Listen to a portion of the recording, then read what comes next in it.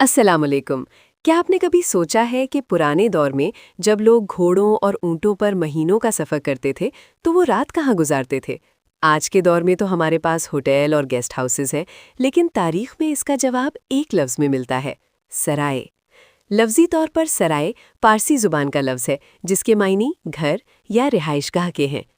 اگر ہم اس کی باقاعدہ تعریف کریں تو سرائے اس عمارت یا جگہ کو کہتے ہیں جو مسافروں، تاجروں اور زائرین کے قیام و طعام یعنی کھانے پینے کے لیے راستوں یا شاہراہوں پر بنائی جاتی تھی۔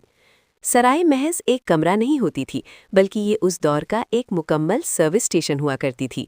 اس کا مفہوم کچھ یوں ہے: امن و امان، مسافروں کو لٹیروں اور جنگلی جانوروں سے تحفظ فراہم کرنا۔ ثقافتی ملاپ، یہاں مختلف ملکوں کے لوگ رکتے تھے جس سے علم، کہانیاں اور تجارت پروان چڑھتی تھی۔ جانوروں کی سہولت، یہاں صرف انسان ہی نہیں بلکہ ان کے جانوروں، گھوڑوں، اونٹوں کے لیے چارے اور پانی کا بھی انتظام ہوتا تھا۔ شیر شاہ سوری نے اپنی مشہور زمانہ سڑک جرنیلی سڑک یعنی جی ٹی روڈ کے کنارے تقریباً ہر 2 کوس یعنی تقریباً 3 میل کے فاصلے پر ایک سرائے بنوائی تھی۔ ان سراؤں میں ہندوؤں اور مسلمانوں کے لیے الگ الگ کھانے اور قیام کا انتظام ہوتا تھا۔